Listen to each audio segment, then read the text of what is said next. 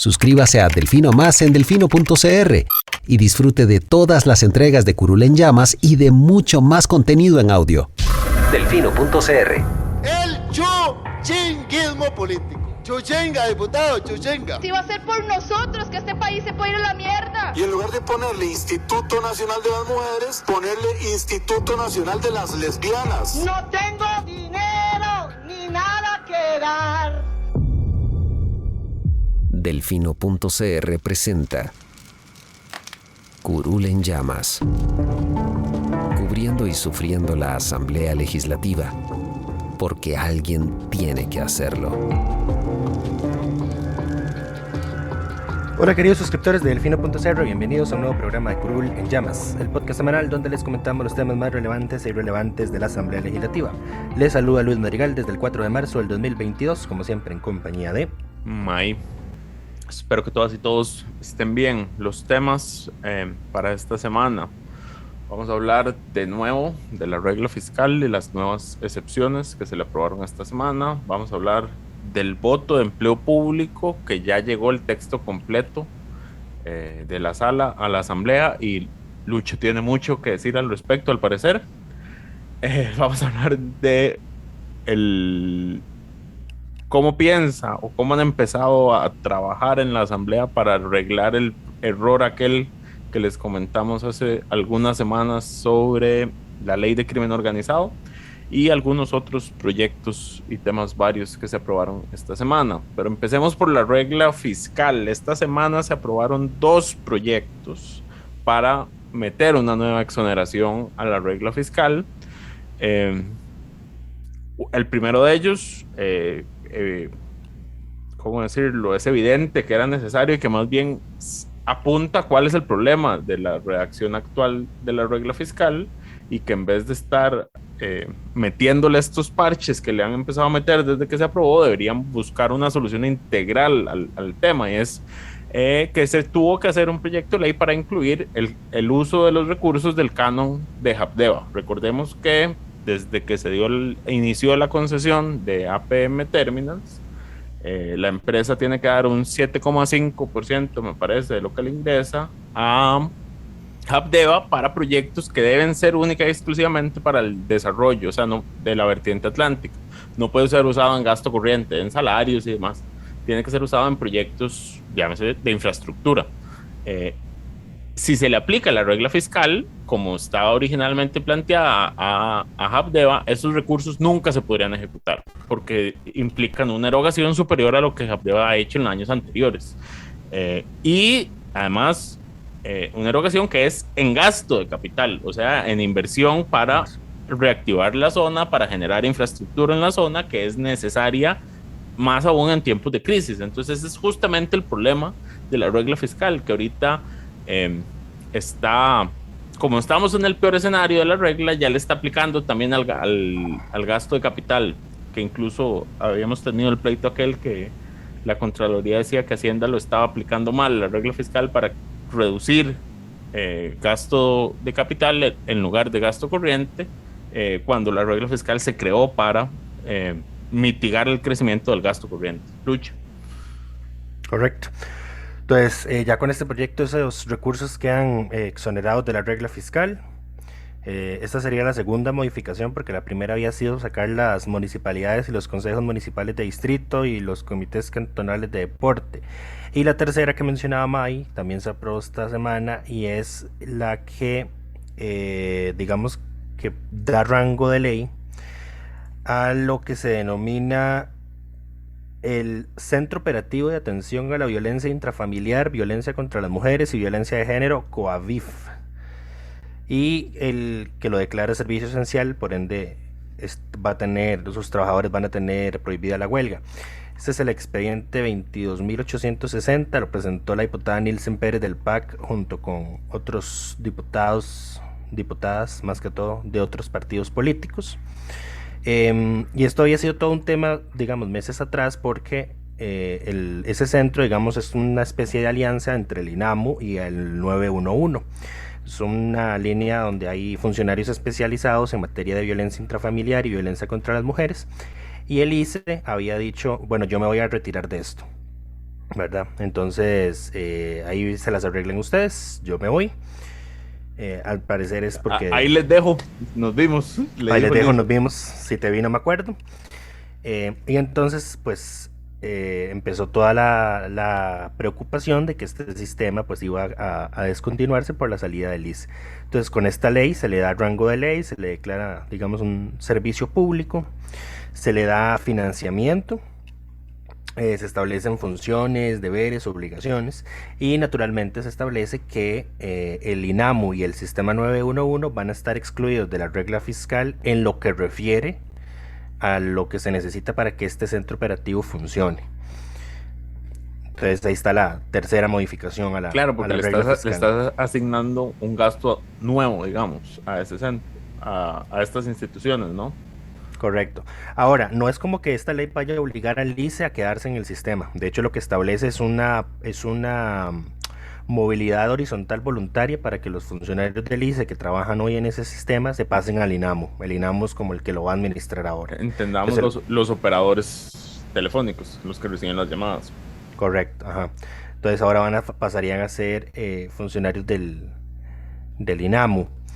Claro, y cuando estaba en el ICE no había problema con la regla fiscal porque la regla fiscal no le aplica a las empresas en competencia.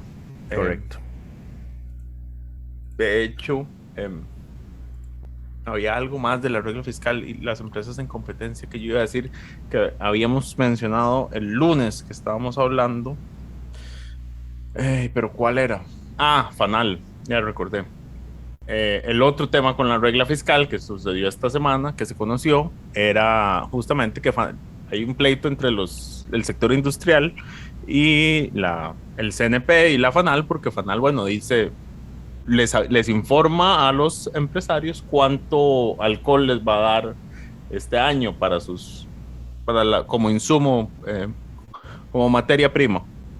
Los empresarios dicen que les están recortando lo que les dieron el año pasado, y que eso perjudica la producción y perjudica la reactivación económica. Entonces se quejan de este tema, y FANAL dice es que nosotros lo que estamos haciendo es informándoles lo que la regla fiscal nos permite a nosotros darles a ustedes, porque como FANAL tiene el monopolio de la venta y producción, aunque no es el único que produce en el país, todo pasa por FANAL. Entonces este es otro de esos temas en los cuales no tiene absolutamente ningún sentido que la regla fiscal sujete a la FANAL en algo que lo único que hace es comprarle a Laica, que es, digamos, la liga Agrícola Industrial de la Caña. Correcto, el gremio de los cañeros que producen, si no me equivoco, eran como 52 millones de litros de alcohol anualmente. Le venden una parte a la FANAL y solo se la pueden vender a FANAL en Costa Rica por el tema del monopolio, y el resto lo exportan. Entonces, los empresarios dicen, esta intermediación de FANAL no tiene ningún sentido porque en el país tenemos producción de alcohol, tenemos necesidad de que ese alcohol se utilice para producción industrial de lo que estamos haciendo nosotros, y solo porque FANAL está intermediando, no podemos hacerlo, no podemos ejecutar o producir al nivel que nos gustaría. ¿Y cuál es el problema? Bueno, la regla fiscal tiene una excepción desde su origen que excluye a las empresas en competencia, como el ICE. Entonces, en todo aquello que está en competencia, por supuesto, no en todo. El ICE, el INSE está en competencia, digamos, esas empresas no están sujetas a la regla fiscal porque no tiene sentido, si estás produciendo y compitiendo en el mercado, que te restrinjan los gastos. Pero como la FANAL tiene un monopolio, no le aplica esa excepción. Y entonces ahí es a donde caemos en este sinsentido de que los empresarios podrían estar produciendo y vendiendo más, digamos, generando reactivación económica, y no pueden hacerlo al nivel que ellos desean por una limitación del intermediario de la FANAL, únicamente por eso. Entonces ahí es donde uno dice, bueno, es que la regla fiscal ocupa replantearse en algunas cosas, revisarse en algunas otras, y no dejan de saltarle liebres al asunto. Ahora, ¿por qué estos temas hasta ahora? Porque el año pasado, recordarán que se le aprobó una excepción al CNP sobre la regla fiscal por el tema de la emergencia, y el grueso de esa excepción era recursos para que FANAL comprara más licor y lo colocara en los diferentes productores. ¿Por qué se pudo hacer eso? porque en el marco de la emergencia la producción de alcohol es parte de los insumos que necesitaba para combatir la pandemia. Esa fue la lógica con la cual se pudo exceptuar al CNP de la regla fiscal el año pasado. Este año no se le aplicaba esa excepción, entonces sí, ya empezamos con los problemas y reclamos. No he visto que haya todavía un proyecto para resolver esto.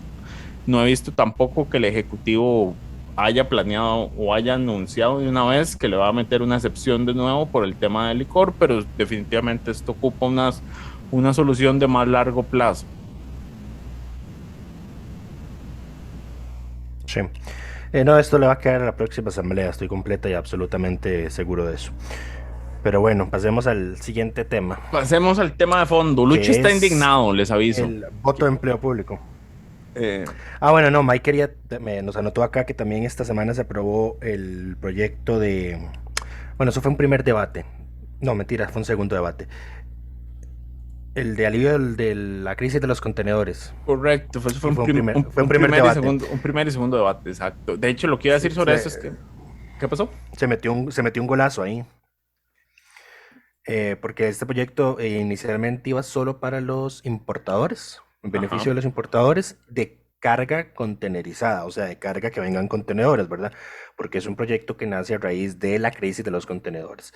Pero resulta y acontece que a la hora de que iban a votar el texto que iban a aprobar en plenario del proyecto, porque se dispensó de trámites, metieron todo tipo de carga en el proyecto, no solo la contenerizada. Entonces, podría alegarse ahí que hay un vicio de conexidad, eventualmente. Pero digamos, a ver, se votó a favor todos, ni siquiera el PAC, que fue como dijo, hey, esto es un gol.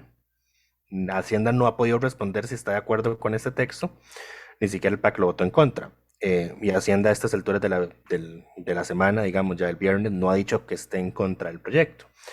Entonces uno podría decir que no lo objeta. Correcto. Ahora, lo que hace el proyecto es no va a reducir ni va a subsidiar los fletes. Lo único que hace es que cuando las mercancías entran a las aduanas, tienen que pagar lo que se conoce como el DUA, si no me equivoco, que es la... Documento único aduanero. Ok, entonces el DUA lo que hace es que entonces tenés que incluir todos los costos a la hora de calcular el impuesto. Como los fletes han crecido, lo que hace es establecer un tope a ese monto del flete a la hora de calcular el impuesto.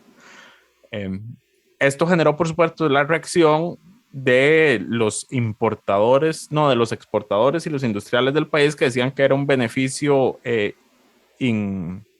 injusto hacia los importadores y que iba a perjudicar a la venta de productos internos porque le daba un beneficio a los productos importados sobre los productos nacionales. Lo interesante es que hace una semana se publicó un artículo en nuestra sección de opinión del el ex viceministro de Hacienda, Fernando Rodríguez, en el que él señalaba... Economista de Luna. Correcto. Él es el coordinador del Observatorio Económico y Social de la UNA, me parece. Correcto. Y él señalaba que ambos argumentos eran completamente, ¿cómo decirlo de una forma amable? Ignorantes. No tenía sentido. Ignorantes del proceso, porque lo que él dice es que los impuestos, desde que se implementó el impuesto al valor agregado, el pagarlo en uno de los momentos de producción no altera el precio final, porque lo que te genera es un crédito fiscal sobre lo que estás después pagando, reportando por IVA en el último punto. A menos de que sean productos que estén exonerados, y que no paguen IVA, digamos, de ningún tipo, como vendría siendo la canasta básica, ¿no? Que tiene, o la canasta sí tenía IVA. Ya se les empezó a aplicar el IVA del 1, por lo menos. La canasta tiene 1, sí. Correcto. Entonces ya no quedan productos que estén completamente exonerados, que yo recuerde. Pero entonces lo que él decía es que está en la ley ahí, que es enorme. Lo que él decía era que entonces al final esto no afecta al precio final, que era lo que los proponentes esperaban y lo que la gente que se oponía señalaba que iba a pasar. No afecta nada en realidad. Lo único que genera es mayor o menor crédito fiscal a la hora de, porque igual van a tener que pagar el sobreprecio. Ahora, ¿qué es la crisis de contenedores? Bueno, que se pasó de pagar $1,000 por un flete de mercancía de un contenedor a $9,000 por por la misma cantidad de espacio, digamos. Entonces, es una buena idea que en la práctica no sirve de nada. Y de nuevo, relativamente tarde. Además, bueno, la crisis no ha pasado y yo creo que con la guerra en Ucrania puede ser que se empeore. Es increíble. Pero bueno, ahora sí, pasemos al tema de empleo público. Sí. Bueno, como dijo May, el jueves llegó la sentencia completa. Es un documento de 500 páginas al que me di la tarea de quitarle todo el relleno, que yo digo que son todas las citas de jurisprudencia y todos los votos de minoría y notas separadas. Bueno, todo lo que no viene a ser un criterio de mayoría y que por ende no tiene efecto vinculante, digamos, a modo de jurisprudencia en un futuro, ¿verdad? Habíamos dicho la última vez que hablamos de este tema que iba a ser interesante el razonamiento de la sala para rechazar la consulta del Poder Judicial, porque el Poder Judicial fue el primero en presentar la consulta contra la Ley de Empleo Público luego de que se aprobó en primer debate por segunda vez. Nuestra hipótesis era de que la iba a rechazar porque iba a decir el proyecto no afecta a la organización y funcionamiento del Poder Judicial, por ende no se configura el escenario previsto en la Ley de la Jurisdicción Constitucional y usted no está habilitado para presentar una consulta. No fue el caso. La sala lo que hizo, y es lo que yo he llamado la lavada de manos más magistral y enorme que he visto en mi vida, fue cambiar dos jurisprudencias que ha sostenido a lo largo de los años para salvar el proyecto, a mi criterio.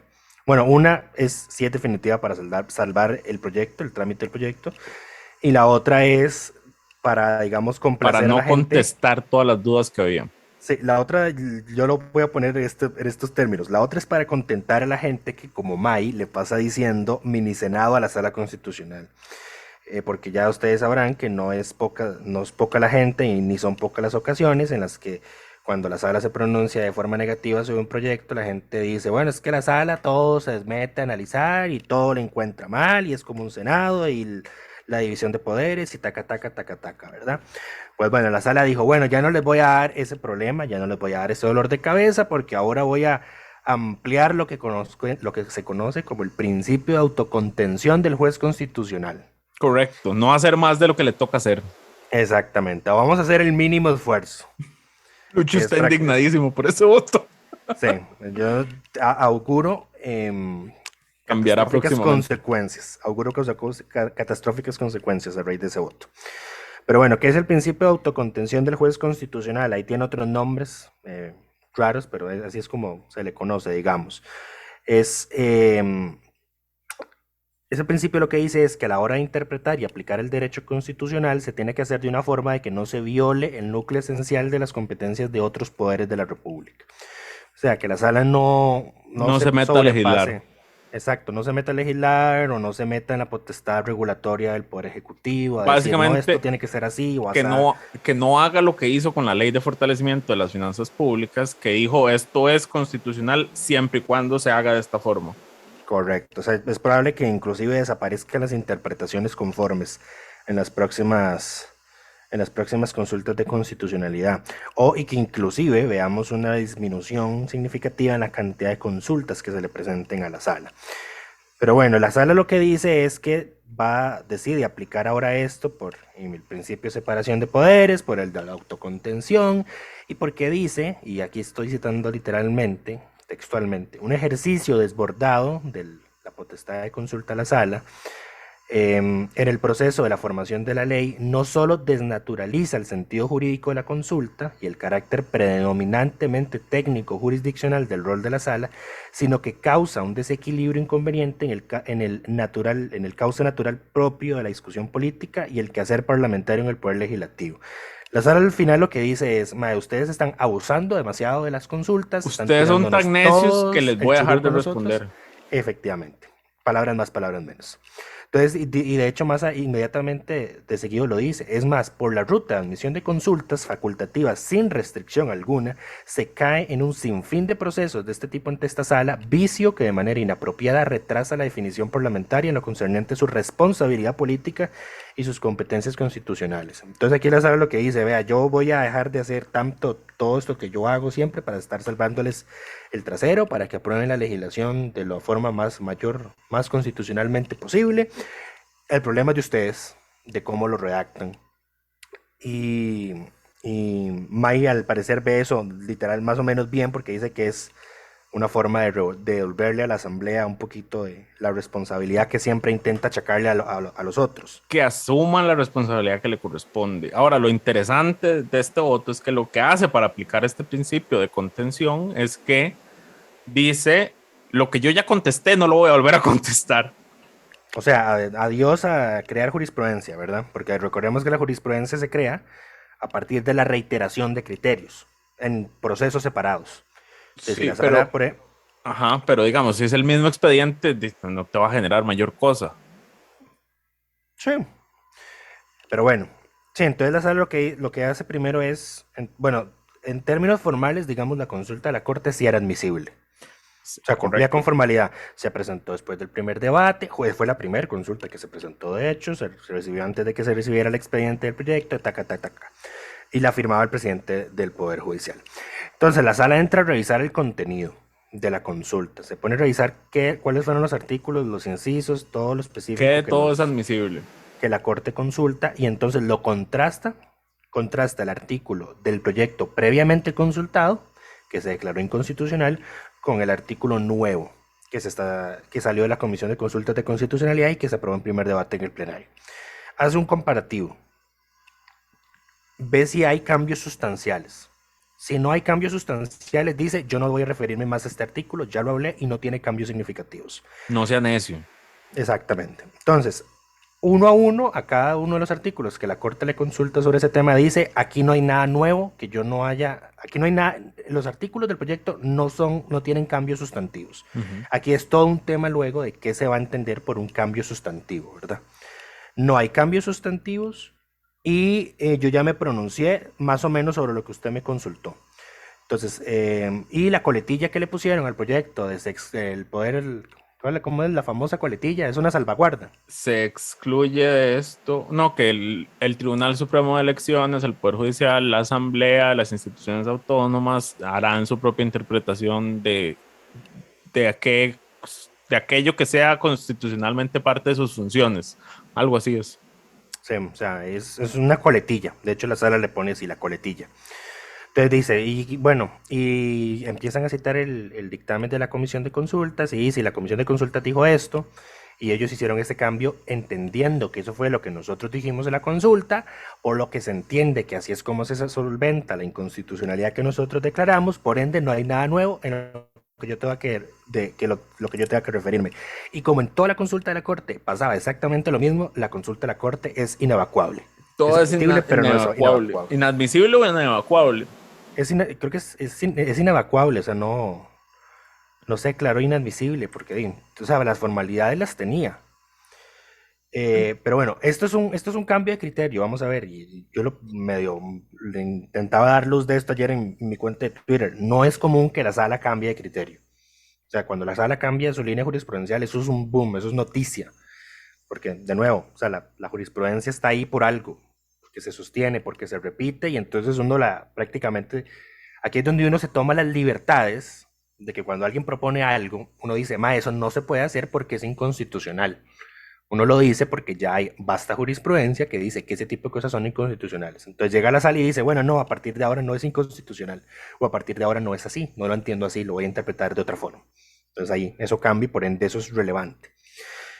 Lo otro que yo lo encuentro, para seguir con ese tema, lo que dice la sala en síntesis es que la sala no puede ni debe, y aquí esto es bias, porque sí puede y sí, en mi criterio sí debería hacerlo, no puede ni debe en consultas posteriores a un proyecto de ley volver a pronunciarse sobre los mismos temas, ni asumir la tarea de revisar otra vez la labor de los diputados en cuanto a los cambios que se hicieron directa o indirectamente del dictamen original de la sala, ni mucho menos definir si los lineamientos vertidos en el marco de una prudente función de colaboración fueron aplicados de forma correcta.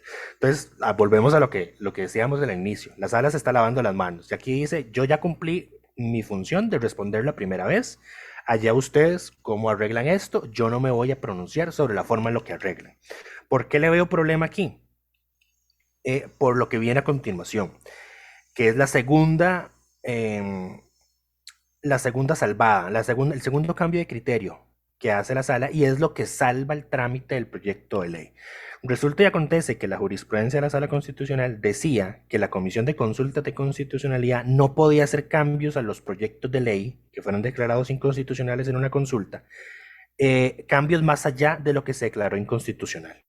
Tenía tres puntos de jurisprudencia. Uno, no se podían hacer cambios sustanciales al proyecto que no fueran consecuencia directa de la opinión de la sala. La segunda es que no se podían permitir modificaciones derivadas de forma indirecta de un dictamen anterior de la sala. Y la tercera es que no se podían introducir temas nuevos sobre los cuales la sala no se pronunció. Esa era la jurisprudencia de la sala. Entonces, por ejemplo, si la ley de empleo público era inconstitucional en algún otro punto que no se declaró en la primera vez porque los diputados, por ejemplo, encontraron un voto previo que decía, uy, vea, es que en relación en la materia de empleo público de los poderes tales, esto tiene que ser así, pero la sala no lo dijo en el voto primero, en la consulta, en el voto de la primera consulta, pero el voto está ahí. Entonces los diputados usan eso y arreglan el proyecto en la comisión de consultas. Es, digamos, arreglar todo lo que se detecte que está mal. Eso antes en la jurisprudencia de la sala no podía hacerse. Y entonces, a veces cuando un proyecto era inconstitucional e iba a la comisión de consultas, no pocas veces esos proyectos terminaban archivándose porque se determinaba que era imposible arreglarlos. Había que presentar un proyecto nuevo, precisamente por esas limitaciones que existían en la jurisprudencia. Y de hecho, la comisión de consultas para este proyecto lo que hizo fue hacer cambios de temas sobre los que la sala no declaró que hubiese una inconstitucionalidad, ni sobre los que la sala se pronunció, pero los diputados, digamos, leyeron el voto de la primera consulta y dijeron, bueno, yo infiero que por ende esto también está mal y por ende también hay que arreglarlo. Específicamente lo que tenía que ver con la inclusión de los poderes. Ajá, sí, porque por ejemplo, en el primer voto no se consultó si era constitucional que la Asamblea Legislativa quedara bajo la rectoría del Mideplan o el servicio del Mideplan en materia de empleo público. Eso no se consultó, porque es la Asamblea Legislativa la que está aprobando la ley. Correcto. Pero entonces, la sala cuando contesta la consulta no dice nada sobre la Asamblea, pero dice que usa el término los poderes. Los poderes entonces, es suficiente para que la Asamblea haya interpretado que la Asamblea estaba ahí misma incluida y aplicó el cambio que antes no hubiera podido hacer y la sala dijo, esta vez se la dejo ir. Básicamente la sala tenía razón Pedro Muñoz, pero la sala cambió de criterio, eso fue lo que pasó. Por eso es lo que yo digo, que este cambio de criterio fue el que salvó el proyecto, porque si no habría sido un vicio de procedimiento y el proyecto se hubiese caído. Entonces, dice la sala, para cambiar su criterio, una vez que la sala ha dictaminado un proyecto de ley en una consulta facultativa, resulta improcedente que por la vía de una segunda consulta con el mismo proyecto, la sala vuelva a escrutar si las pautas y disposiciones dictadas fueron desatendidas de manera directa o indirecta por la Comisión de Consultas de Constitucionalidad, o si con tal motivo, o si con motivo de tal discusión se vieron vulnerados los derechos de enmienda y participación democrática. Aquí a mí me explota la cabeza, porque esto es la sala diciendo, yo no voy a entrar a revisar nada de lo que haga la Comisión de Consultas de Constitucionalidad, ni si cometió vicios de fondo, ni si cometió vicios de procedimiento. Eso es prácticamente lo que está diciendo. Sí, ahora recordemos que en teoría, cuando las consultas se le plantean a la sala y son vicios de fondo, la Asamblea no está obligada aceptar el criterio de la sala y puede aprobar el proyecto con los vicios de fondo. Correcto. Que después eventualmente se podrían caer en la sala. Sí, si alguien presenta una acción de inconstitucionalidad y demás. Ahora, siendo que los criterios de la sala cambian así, ya uno nunca podría estar seguro de que lo que dijo en la consulta va a ser lo que sostenga posteriormente. en los temas de fondo, y lo que le está diciendo la Asamblea es eso. Ustedes tienen la responsabilidad de ver qué hacen con lo que yo les digo. Eso es lo que Correcto. dice la ley y así se va a empezar a aplicar de ahora en adelante. Y ahora en adelante, no, yo no voy a revisar si ustedes lo hicieron bien o no, por Ajá. la vía de la consulta. Lo haré únicamente si alguien mete una acción de inconstitucionalidad. Sí, la vía posterior. Ujú. Lo que están diciendo es, ustedes hagan su trabajo y yo hago el mío. Ujú. Entonces, ahora, yo entiendo la preocupación, porque esto ciertamente genera un cierto grado de inseguridad jurídica. No sabemos, digamos, si la Asamblea aplicó correctamente lo que la Sala le dijo.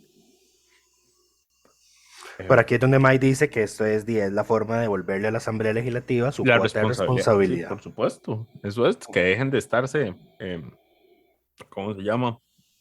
Lavando las manos. Lavando las manos y preguntándole toda la sala porque no saben si lo están haciendo bien o no. Digo, para eso los eligen. Sí. Entonces, dice más adelante que ahora en adelante solo se van a evacuar aquellos extremos que signifiquen un tema de discusión novedoso, que no define qué es novedoso, sobre el cual el tribunal no se haya pronunciado del todo en el dictamen anterior. Ojo que dice del todo. O sea, que con la más mínima mención ya no van a pronunciarse sobre un tema si ya lo habían mencionado en el anterior. O se van a pronunciar si se incorporó al proyecto un aspecto absolutamente nuevo. O sea, ya aquí está el cambio de criterio, porque, como les decía al inicio, antes no se permitía meter cosas nuevas sobre las que la sala no se pronunció. Ahora sí. Entonces dice, ahora si se pronuncian, sí se puede hacer. Ahora, ¿qué va a ocurrir con el tema de que la sala no se pronuncie sobre lo que hace la comisión de consultas? Si cometen un vicio, se va a entender que se convalida cuando el plenario lo vota. En resumen, Por ejemplo, o sea, es que eso no lo dice, digamos. el resumen es básicamente, Lucho, la Comisión de Consultas de Constitucionalidad no puede cometer vicios. Ya. Eso es. Bueno. No existen los vicios de la Comisión de Consultas.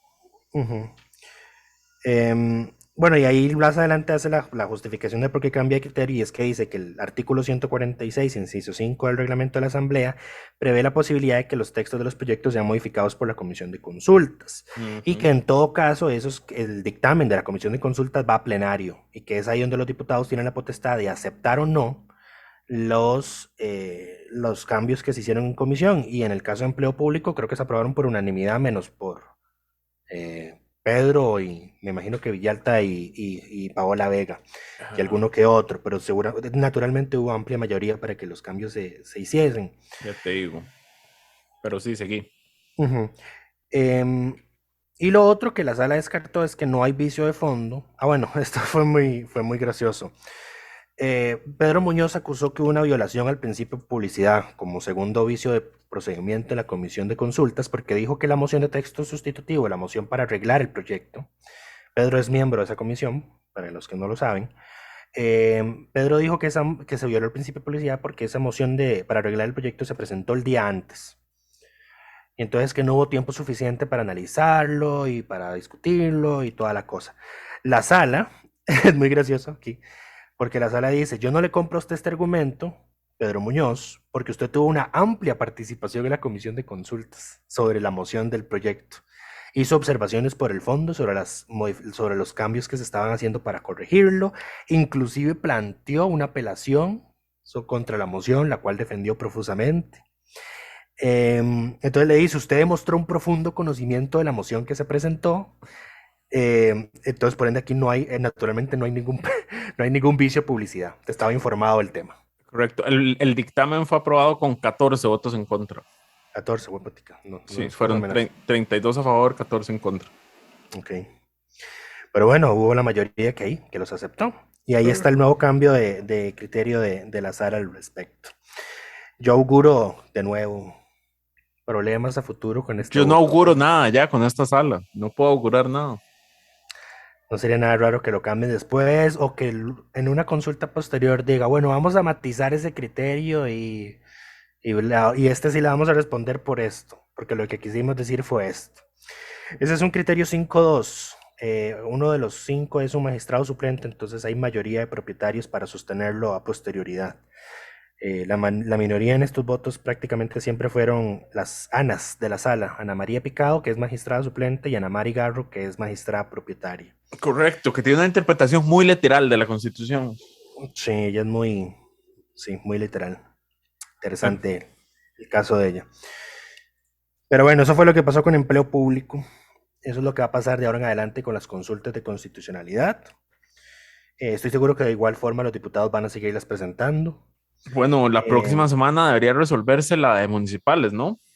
Tiene que responderse, sí. Va a estar interesante porque recordemos que esta consulta incluía el tema de si el tribunal, al decir que era, al oponerse al proyecto porque trataba temas electorales, la sala en esta consulta dijo, no, estos no son temas electorales.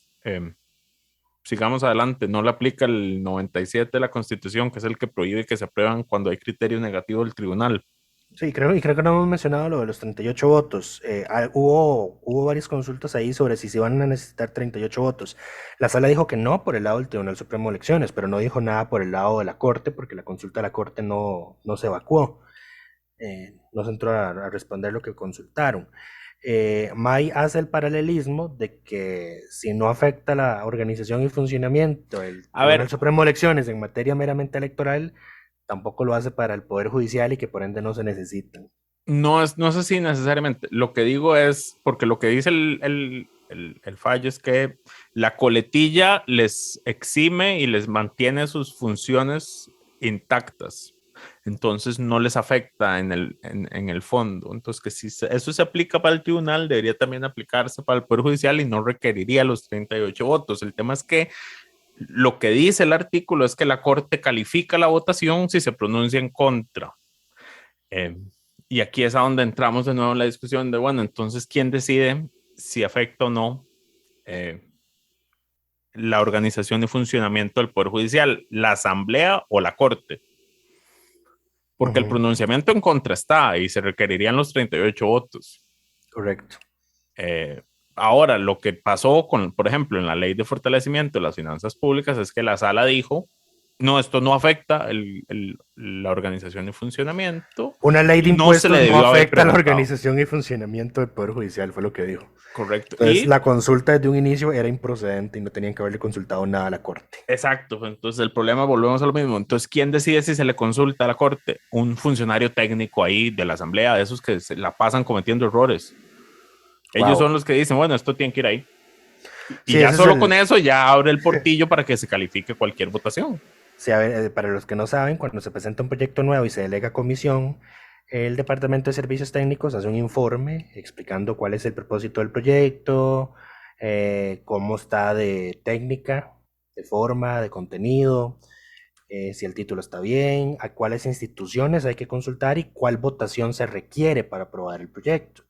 Entonces, Servicios Técnicos hace esa lista de instituciones a las que considera que es obligatorio consultarle y los funcionarios técnicos de la comisión hacen las consultas. De hecho, no es común, digamos, que los diputados estén aprobando mociones para enviar consultas, porque por lo general Servicios Técnicos, cuando ya ha emitido el informe, ya viene la lista y por ende ya se hace automáticamente, por así decirlo. Ahora, lo que le decía a May antes de iniciar el programa es que no es lo mismo que un proyecto se caiga por inconstitucional porque los diputados no hicieron la consulta al no aprobar una moción. O sea, no es el mismo, digamos, tipo de responsabilidad, y que no es lo mismo a que se declare inconstitucional porque un funcionario técnico consideró erróneamente de que no había que consultarle a la Corte, por ejemplo. Entonces, por ejemplo, a ese funcionario técnico, fijo, le abren un proceso administrativo y sancionatorio para despedirlo. Como mínimo. Pues supongo. A los diputados no hay nada que hacerles, ¿verdad? Y simplemente ahí y ni siquiera ellos cuando pasan no aceptan su responsabilidad. Dicen, no, es que la sala se está sobreextendiendo en sus potestades y sus responsabilidades. Bueno, no va a pasar más. Muchas gracias. Eso les pasa por andarle diciendo Senado a la sala. ¿Verdad, May? Eso les pasa. Exactamente. Eso les pasa por andarse comportando como un Senado. En fin, eso fue lo que pasó con empleo público. Queda listo para el segundo debate a partir del lunes, que se lea el por tanto de la sentencia en el plenario? La gran pregunta del momento, ¿hay o no 38 votos para aprobarlo? Yo creo que sí, yo creo que ya el Ejecutivo hizo las concesiones suficientes para amarrar los 38 votos. De hecho, ayer hubo casi que 40, me pareció que en un momento hubo 47 diputados presentes en una votación, así que no sería nada raro de que hubiese 50 en la sesión. Entonces ya empezaron a asistir ahí en masa otra vez. Empezaron a llegar. Sí, empezaron a llegar, entonces no sería nada raro que el lunes ya se haya hecho una convocatoria general, nadie se enferme, nadie salga el fin de semana, Nadie traiga visite COVID. familiares enfermos, nadie traiga COVID, que el lunes hay que ver empleo público. Correcto. Ahora, pasemos al siguiente tema. En la sesión de jefes de fracción de esta semana, de las jefaturas de fracción, se discutió el error aquel que comentamos hace 2 semanas, me parece, que tiene en vilo los grandes casos de corrupción del país, sobre cuándo se aprobó la ley y los transitorios de crimen organizado y si están o no vigentes. En esa discusión, bueno, la llevó don José María Villalta y él lo que llegó a decir es como, bueno, nos están queriendo culpar a nosotros de este error y a mí me parece que no es error. Par de detalles interesantes que salieron ahí. La presidenta de la Asamblea, doña Silvia Hernández, dice como, bueno, es que nosotros esto se lo consultamos a la Corte cuando se tramitó el proyecto y nunca se nos informó de que esto iba a pasar. Y eso Sucede que no fue así. sí sucede, o sea, sí se les consultó, el problema es que se les consultó en septiembre, casi que un mes antes de que entrara en vigencia la ley, entonces ellos como que no dicen como si esto no se aprueba antes de esta fecha, esto queda derogado. La Corte no hace ese señalamiento. Pero claro, se lo están preguntando un mes antes, no tiene por qué asumir que iban a durar un mes completo en que esa ley, en que ese proyecto saliera. Lo otro es que el proyecto, ya habiendo sido dictaminado, se les dio una dispensa de trámites. Por dicha fue aprobado de forma unánime, porque si no aquí estaríamos de nuevo con este tema de los criterios de la sala en estos casos, que ya habían dicho que que no se le pueden aplicar dispensas de trámites a proyectos que ya fueron dictaminados por una comisión, a menos de que sean aprobados de forma unánime, porque la sala decidió inventarse que ella puede calificar que hay votaciones que deben ser unánimes. En fin, ese es el otro dato interesante de este proyecto. Y adicionalmente, y aquí es donde yo quería preguntarle a Lucho qué piensa él, pero que a mí me parece, en la discusión que tuvieron en el momento, estaban hablando, bueno, Villalta, Pablo Heriberto y doña Silvia, decían como, bueno, aquí hay que ver si la salida sería una interpretación auténtica. Y a mí eso me parece problemático, porque ciertamente las interpretaciones auténticas son de las únicas leyes que tienen efectos retroactivos. Pero no hay retroactividad en materia penal que pueda perjudicar a una persona que está, digamos, sujeta a un proceso. No me refiero a eso, me refiero a que sí tienen efectos retroactivos al momento en que se aprobó la ley. Y no puede una ley decir cómo va a regir antes de haber sido aprobada. Y aquí el problema que tenemos es un problema de forma, de que la ley se aprueba cuando ya la otra entró a regir. Entonces no hay interpretación auténtica posible. No. Esto es insalvable. A ver, esto es un error garrafal que se cometió y aquí están pecando de necios tanto la Asamblea como la Fiscalía, porque la Fiscalía mandó esta semana un comunicado diciendo que ellos reiteran su posición, y es que es algo muy, digamos, es muy básico, es muy evidente. El 14 de octubre entraba a regir la ley y a ese momento la nueva ley no estaba aprobada. No hay nada que hacer. O sea, y nunca se suspendió, el proyecto no dice, bueno, todo lo que fue derogado permanece vigente hasta que entre a regir la ley por completo. O sea, nada de eso se incluyó en el proyecto. Correcto. En fin, yo no sé cómo van a tratar de salvar esto. Yo creo que lo único que se puede hacer es dar estos 2 años por perdidos y corregir esto cuanto antes a futuro. Pues sí, a menos de que ahí la Sara... Es que, no había dicho que hubo una magistrada y que sí lo alertó. Hay una magistrada que alerta sobre una magistrada, digamos, cuando se le hace la consulta a la Corte en septiembre del 2019, una magistrada se aparta del criterio y da una serie de opiniones distintas. En uno de los puntos dice como, bueno, esta ley además está derogando el artículo 6, me parece, y entonces la nueva ley tiene que decir que permanece vigente, pero solo lo hacen en mención a un artículo específico y no advierte que es por el tema de los plazos, ni en ese momento está ya en vigencia la ley, digamos, la primera prórroga, que es la que deroga o da por derogado los artículos a estos en cuestión. Pero sí, eso es lo que pasa. Yo no sé, o sea, por lo menos ya empezaron a discutir el tema, porque el silencio que tenían al respecto parecía sepulcral. Parecía muy cómplice. Ajá, exacto. Pero sí. no, de hecho, doña Silvia dijo que desde el día que salió el tema, ellos ya habían pedido una línea de tiempo a servicios técnicos para saber qué fue lo que ocurrió exactamente, y ahí entonces que están en esa determinación de qué fue lo que ocurrió y cómo pueden arreglarlo. El tema es que no avisan que lo están viendo, entonces uno asume que no está pasando nada, porque entonces encima uno hace preguntas y nadie dice nada. Correcto. Pero sí, eso con ese tema. Entonces esperamos, lo que dijeron, lo que acordaron fue que iban a llevar a la especialista desde que trabajó ese tema de la Asamblea o del Poder Judicial directamente, la persona enlace, porque eso es cierto, el proyecto se trabaja con el visto bueno del Poder Judicial. El tema no es ese, no es el fondo del proyecto, es el momento en que se aprueba el proceso, que eso ya es responsabilidad única y exclusiva de la Asamblea Legislativa.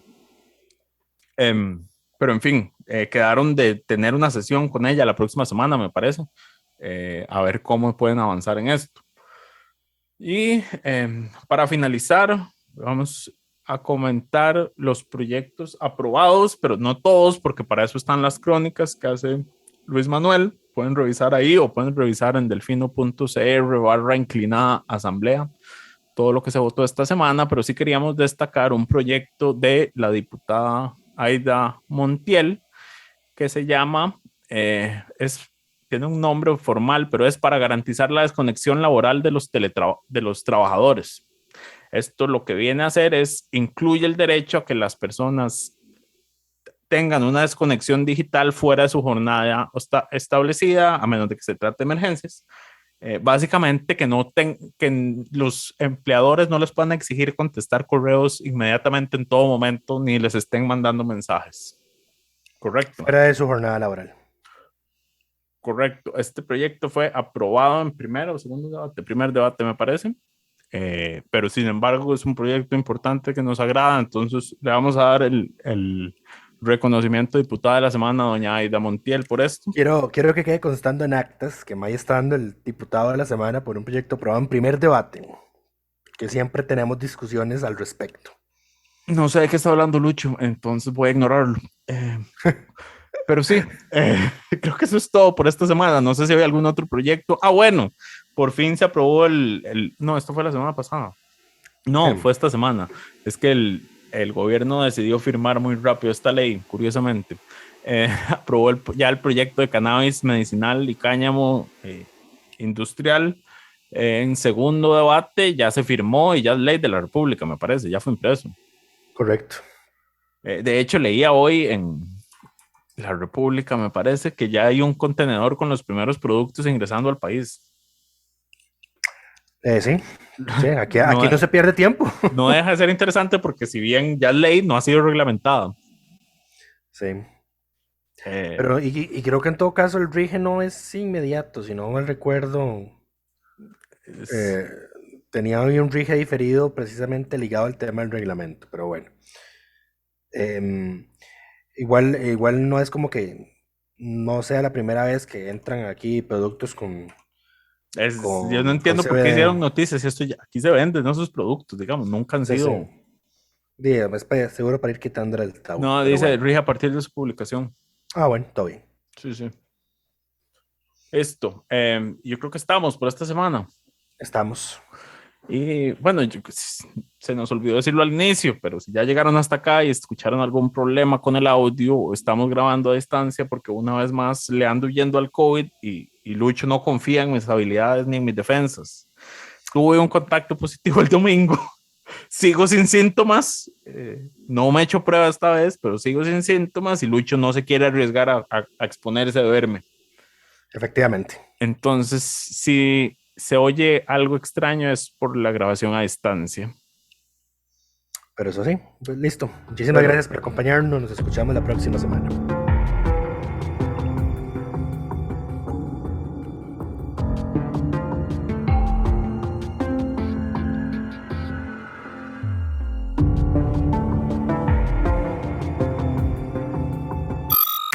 Suscríbase a Delfino Más en delfino.cr y disfrute de todas las entregas de Curul en Llamas y de mucho más contenido en audio. Delfino.cr